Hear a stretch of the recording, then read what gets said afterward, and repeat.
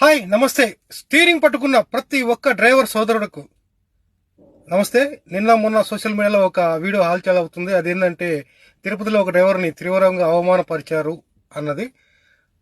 యాక్చువల్గా అండి, హైదరాబాద్ నుంచి రాత్రంతా వెహికల్ తోలుకొని తిరుపతి వెళ్ళిన డ్రైవర్కి ఒక రూమ్ అన్న ఇప్పించాలి, లేదంటే ఆయనకు ఏదో ఒక సదుపాయం కల్పించాలి. ఆ వ్యక్తి అడుగుతున్నదంటే డిక్కీలో నా బట్టలు ఉన్నాయి, వెనక్కి వెళ్ళి పక్కకి వెళ్ళి బట్టలు మార్చుకుంటాను, కాసేపు రెస్ట్ తీసుకుంటాను అని ఒక రిక్వెస్ట్ చేసిండు. దానికి కూడా ఆమె ఇష్టపడకుండా నా బండిలో బట్టలు మార్చుకుంటావా అని చెప్తారు. మేడం గారు, ఒక చిన్న మాట చెప్తాండి. మీరు ఎన్ని లక్షల కోట్లు పెట్టి కార్లు కొన్నా గానీ మీ అత్యంత విలువైన మీ ప్రాణం కాపాడేది ఒక్క డ్రైవర్ మాత్రమే. ఆ డ్రైవర్ను విలువ ఇవ్వండి.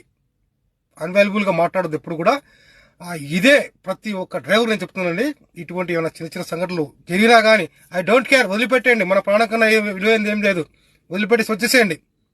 ఓకే, మన భార్య బిడ్డలు మన కోసం ఎదురు చూస్తుంటారు అని మనము కంటికి 24 hours 7 days రాత్రనక పగలనక కష్టపడి వాళ్ళ ప్రాణాలు మనం కాపాడుతున్నాము.